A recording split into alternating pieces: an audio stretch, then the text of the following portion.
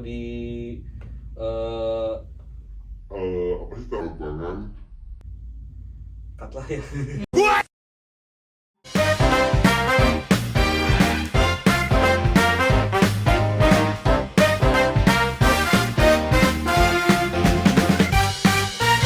Assalamualaikum warahmatullahi wabarakatuh.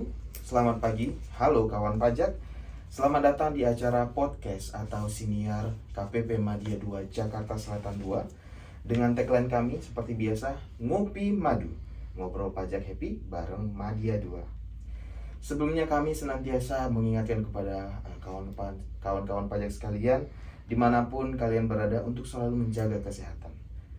Perkenalkan, saya Wesley dari tim penyuluh KPP Madya 2 Jakarta Selatan 2 yang akan memandu dan membawa acara kita pada pagi hari ini. Untuk episode kali ini kita akan membahas mengenai SPT tahunan, dimana kita tahu di penghujung tahun ya, tahun 2022 kan akan segera berakhir. Nanti kemudian kira-kira di bulan Maret atau April kita mempunyai kewajiban untuk melaporkan SPT tahunan kita. Nah, fokus kita kali ini adalah mengenai pelaporan SPT tahunan wajib pajak orang pribadi yang akan kita bahas bersama-sama dengan narasumber kita yang telah hadir di tempat ini bersama-sama dengan saya, yaitu ada Mas Ari dan Mas Didik dari tim penyuluh KPP Madya 2 Jakarta Selatan 2.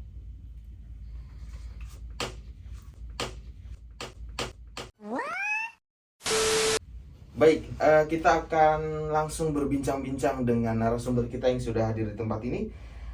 Saya mau menyapa dulu nih, nanya kabar. Bagaimana kabarnya Mas Ari dan Mas Didik? Sehat? Alhamdulillah. Alhamdulillah sehat ya. Oke kawan pajak, kita langsung aja ya mengenai ngobrol mengenai materinya bersama narasumber kita. Saya mau ke Mas Ari terlebih dahulu. Silakan. Mas Ari, mungkin kawan-kawan pajak di sini itu masih bertanya-tanya. Kenapa sih kita memiliki kewajiban untuk melapor SPT? Atau simpelnya kenapa sih kita harus lapor SPT? Ya, baik, terima kasih kesempatannya Wesley. Jadi kawan pajak, lapor SPT itu merupakan amanat dari undang-undang, yaitu tepatnya Undang-Undang KUP, Ketentuan Umum dan Tata Cara Perpajakan. Nah, di mana dalam undang-undang ini disebutkan bahwa setiap wajib pajak wajib mengisi SPT dengan benar, lengkap, dan jelas, serta harus ditandatangani dan disampaikan ke kantor pajak. Nah, begitu Wes. Oke, baik. Berarti karena sudah ada undang-undang yang mengatur ya Mas, jadi hukumnya wajib dan pasti seperti itu ya. Betul Wes. Tapi seringkali ada pertanyaan, wajib pajak sudah bayar pajak, sudah dipotong pajaknya, tapi kenapa masih harus tetap lapor? Kalau ini saya mau bertanya ke Mas Didik dulu nih. Bagaimana Mas? Baik, terima kasih Mas. Jadi gini, ini terkait dengan sistem pelaporan kita. Jadi kita menganut sistem self assessment. Jadi berbeda dengan sistem official assessment yang cara ini ditentukan oleh negara. Jadi kondisinya ketika sistem self assessment ini negara memberikan kepercayaan kepada wajib pajak untuk melakukan kewajiban perpajakannya. Dalam hal ini wajib pajak wajib menyampaikan surat pemberitahuan. Ini nanti yang dalam hal ini berarti SPT tahunan orang pribadi ya, yang di sini merupakan kewajiban wajib pajak untuk mempertanggungjawabkan kewajiban perpajakan tersebut ke negara. Oke, baik. Berarti sistem pajak kita tadi ada self assessment, official assessment, mungkin sarana ya Mas untuk mempertanggungjawabkan Betul. Kepada negara seperti itu. Kemudian saya mau bertanya kepada Mas Ari. Yes. Terkait dengan yang sudah dijelaskan Mas Didik tadi, ada yang namanya SPT tahunan orang pribadi. Yang saya mau tanya itu Mas, ada beberapa jenis untuk SPT tahunan orang pribadi. Jadi begini Mas, untuk SPT tahunan orang pribadi itu secara umum ada 3 jenis.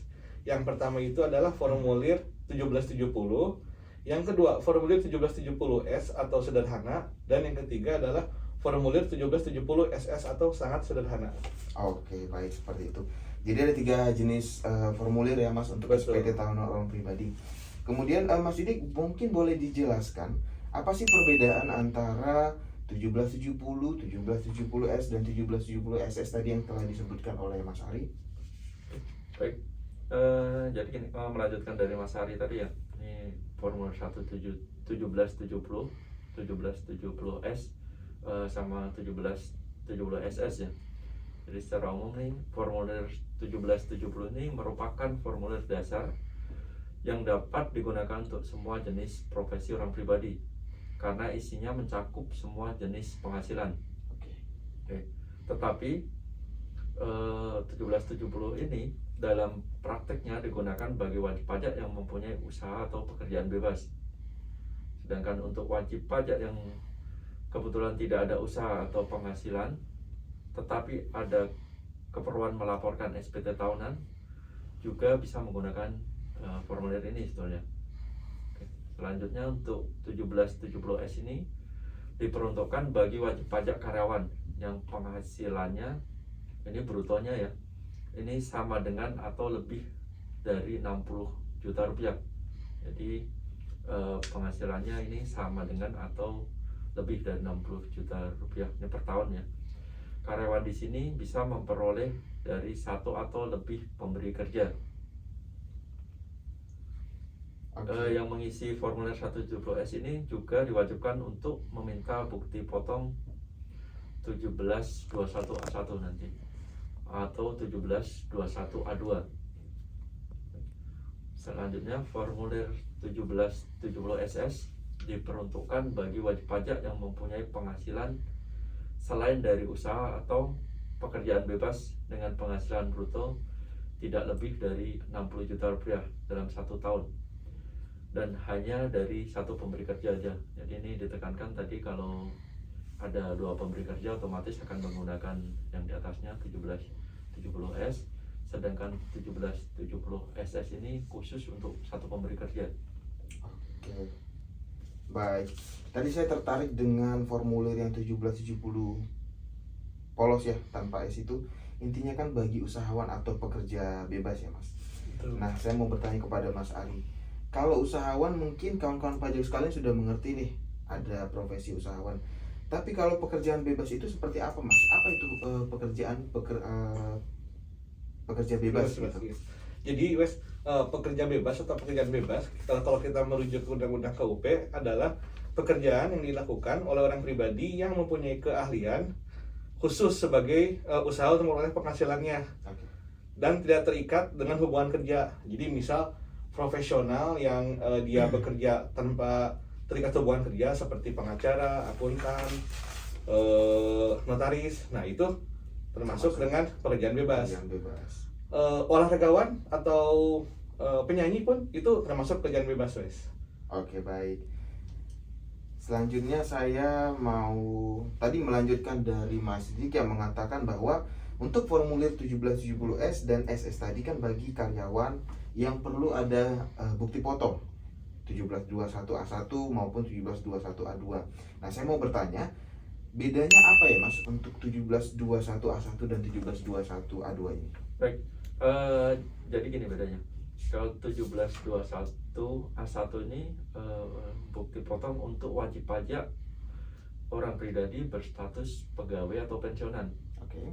Ini mudahnya ini sebetulnya karyawan swasta kalau kita biasa di masyarakat menyebutnya. Sedangkan untuk 1721A2 ini bukti potong pasal 21 untuk pegawai negeri sipil, Tentara Nasional Indonesia atau Polisi Republik Indonesia, Polri, bisa dibilang ini jabatan PNS, Polri, pejabat negara dan maupun pensiunannya. Nah, tadi bedanya jadi jelas ya, yang selain PNS, Polri dan pensiunannya dari Polri PNS tadi itu menggunakan 1721A1. Oke, baik, terima kasih, Mas. Berarti ada perbedaan antara 1721A1 dan 1721A2. Nah, tetapi keduanya itu tetap harus mempersiapkan bukti potongnya ini ya, yang diminta dari tempat bekerja untuk nanti kemudian dilaporkan di SPT tahunan orang pribadi tersebut. Betul. Oke, siap. Nah, kita sekarang ke teknisnya ya, kawan pajak. Jadi saya mau bertanya lagi ke Mas Ari nih, Mas. Oke, Mas. Kita ke teknis bagaimana cara untuk lapor SPT tahunan orang pribadi ini. Mungkin bisa dijelaskan, Mas Ari? Nah, jadi gini, Mas. Untuk lapor SPT tahunan orang pribadi ini sekarang kita lakukan secara online dan mandiri, Mas. Oke. Jadi kawan pajak bisa melaporkan SPT tahunannya itu melalui situs djponline.pajak.go.id. Nah, kawan pajak silakan login ke DJP Online. Nanti masuk menu lapor dan masuk menu pelaporan. Nah, nanti di sana dua pilihan, wes. Ada satu yang namanya pilihan e-form PDF, satu lagi ada yang namanya e-filing. Bedanya apa? Untuk yang e-form PDF itu nanti yang kita khususkan untuk wajib pajak orang pribadi usahawan. Nah, sedangkan untuk orang pribadi karyawan yang menggunakan formulir 1770S dan SS bisa langsung menggunakan yang e-filing. Di mana e-filing itu nanti langsung mengisi di browsernya. Sedangkan kalau yang e-form PDF itu nanti kita mendownload dulu file PDF yang bisa diisi, kemudian wajib pajak mengisi file e-form tersebut baru dikirimkan ke DJP Online secara online gitu, wes. Oke, baik. Berarti sarana melaporkannya itu secara online ya, Mas? Online Di situs sekarang. yang namanya DJP Online seperti itu. Betul. Kemudian tadi disinggung akun DJP Online. Saya mau bertanya ke Mas Dik. Kalau misalnya wajib pajak yang sudah punya akun, mungkin dia tinggal lapor seperti itu ya.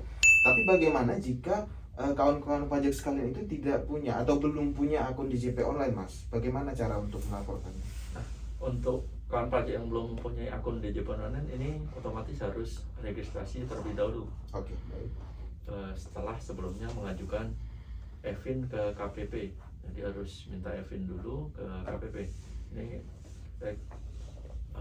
Ini adalah EVIN itu tadi ada nomor identitas yang diterbitkan oleh Direktorat Jenderal Pajak kepada wajib pajak yang melakukan transaksi elektronik dengan DJP. Fungsinya ini EVIN untuk melakukan registrasi pada DJP Online saat registrasi akun tadi. Dia harus mengisikan EVIN yang sudah didapat di KPP sebelumnya. Oke, baik. Berarti bagi kawan pajak sekalian jika memang belum punya akun DJP Online bisa untuk membuat akun DJP Online, tetapi terlebih dahulu ada EVIN lah istilahnya ya. Betul. Meminta EVIN dari kantor pajak untuk bisa melapor seperti itu. Oke, berarti kan sekarang kita semuanya itu sudah bisa dilakukan dari tangan masing-masing ya, Mas ya. Jadi nggak perlu lagi antri capek-capek nih di kantor pajak. Betul. Kelanjutannya EVIN tadi saya mau tanya lagi ke Mas Dik, gimana cara dapetin EVIN-nya, Mas? Mungkin beberapa kawan pajak di sini tuh belum punya EVIN. Oke, baik. Jadi untuk permohonan EVIN ini sendiri harus dilakukan oleh wajib pajak sendiri. Tidak diperkenankan untuk dikuasakan atau diwakilkan pada pihak lain. Di sini caranya wajib pajak mengisi, menandatangani dan menyampaikan formulir permohonan EVIN ke KPP terdaftar. Jadi harus ke KPP terdaftar juga. Wajib pajak menunjukkan asli fotokopi dokumen, ini dokumen identitas, KTP untuk WNI, atau paspor dan kitas atau kitab untuk wajib pajak negara asing serta kartu NPWP. Jadi untuk wajib pajak dalam negeri otomatis KTP aja yang biasa kita gunakan, sedangkan untuk wajib pajak luar negeri tadi kartu izin tinggal terbatas atau kartu izin menetap ya, kitab. Iya, betul. Dan ini online, wes. Jadi tidak perlu ke kantor pajak, cukup online aja, nanti hubungi WA KPP Pratama masing-masing. Oke, bahkan untuk meminta EVIN-nya juga bisa online ya, Mas ya? Betul, bisa Bukan online. sekedar lapornya saja online. Oke, baik, Betul. seperti itu. Mudah ya kawan-kawan pajak sekalian. Tadi itu kan kalau misalnya wajib pajak atau kawan pajak belum punya EVIN. Tapi kalau misalnya kawan-kawan pajak sudah punya EVIN nih, mungkin dari beberapa tahun lalu sudah pernah mengurus untuk mendapatkan EVIN, tapi ternyata mereka itu lupa. Kan nggak bisa minta lagi, dalam artian bikin EVIN baru ya, Mas ya? Betul. Itu bagaimana sosial. caranya kalau misalnya seperti itu? Kalau lupa gampang banget, wes. Jadi bisa langsung datang ke kantor pajak terdaftar, Oke. kantor pajak terdekat juga bisa, atau WA langsung saja ke kantor pajak terdaftarnya, nggak perlu datang. Nanti cukup swafoto atau selfie kita bersama kartu NPWP dan KTP, nanti akan dikirimkan lewat email terinskripsi EVIN kita ke email kita yang terdaftar di DJP Online. Oke. Siap. Kalau misalnya lupa EVIN juga bisa lewat online ya, minta. Bisa, wes. Bisa juga. Baik, tadi segelintir mengenai EVIN. Kita balik ke pelaporannya nih, Mas. Oke. dokumen apa saja yang harus disiapkan terlebih dahulu sebelum kita mengisi SPT tahunan? Saya mau tanya ke Mas Ari terus. Oke. Jadi khusus untuk orang pribadi ya kita bicara di sini. Yang pasti itu kita butuh bukti potong PPh jika ada. Ini terutama untuk wajib pajak karyawan. Yang kedua itu kartu keluarga karena nanti ada pengisian daftar keluarga di SPT tahunannya. Yang kemudian ketiga daftar harta. Jadi ada daftar harta yang harus diisi. Yang keempat daftar utang jika memang ada, biar lengkap ya wes. Yang terakhir itu bukti penyetoran PPh final jika ada juga. Jika ada dokumen lain yang dibutuhkan bisa dilampirkan. Oke, siap. Gitu aja wes. Baik, terima kasih Mas Ari. Kalau dipikir-pikir sangat mudah ya untuk melaporkan SPT tahunan kita ini, baik melalui e-form, apalagi e-filing, Betul. sangat mudah. Apalagi kalau misalnya datanya itu sudah lengkap, mungkin tidak sampai 10 menit kita sudah bisa lapor ya. Di Betul. tempat masing-masing, tidak perlu antri ke kantor pajak, tidak perlu siap-siap diri untuk datang ke kantor pajak. Iya, macet-macetan. Macet-macetan Iya. seperti itu.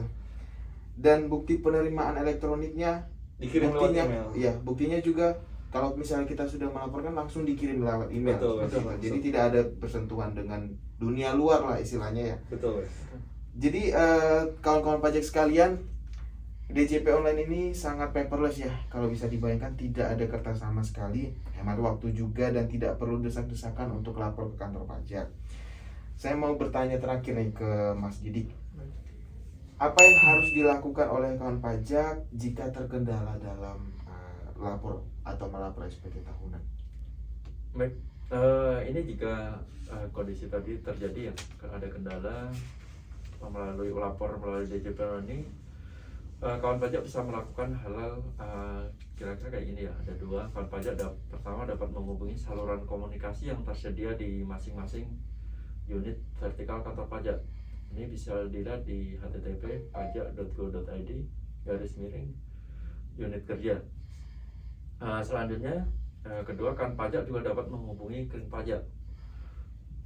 Ini di nomor telepon 1.500-200. Jadi mudah diingat ya, dengan menyebut mention atau kering pajak di Twitter, kering pajak di Twitter, atau live chat di situs web pajak.go.id. Ini langkah terakhir nih, jika mendesak nih, kawan pajak bisa datang langsung ke kantor pajak dengan mengambil antrian terlebih dahulu nih di kunjungpajak.go.id. Ya kira-kira gitu. Kira-kira seperti itu. Baik. Oke, ternyata kita sudah di penghujung acara nih, Mas Didik dan Mas Ari. Baik. Menarik sekali ya diskusi kita kali ini. Semoga ini menjadi pengingat bagi kawan-kawan pajak sekalian, terutama untuk yang orang pribadi, untuk segera menyiapkan dokumen-dokumen terkait dengan pelaporan SPT tahunan. Jika sudah lengkap, langsung dilapor seperti itu, jangan sampai telat atau terlambat untuk dilaporkan. Terima kasih banyak Mas Ari dan Mas Didik yang telah bersedia menjadi narasumber sekaligus menjelaskan beberapa pertanyaan-pertanyaan yang ada di podcast kali ini. Dan terima kasih juga kepada kawan-kawan pajak sekalian yang sudah menonton podcast KPP Madya 2 Jakarta Selatan 2. Sebelum acara ini saya tutup, saya ingin mengingatkan kepada kawan pajak sekalian untuk tetap stay tune dan selalu menjaga kesehatan. Jangan lupa ajak teman dan saudara untuk follow IG kami di @pajakmadya2jaksel2 dan YouTube KPP Madya 2 Jakarta Selatan 2 untuk dapat info terbaru seputar perpajakan dan kelas pajak. Tetap bahagia dan tetap tersenyum. Sampai jumpa di podcast kami selanjutnya. Assalamualaikum warahmatullahi wabarakatuh. Waalaikumsalam warahmatullahi wabarakatuh.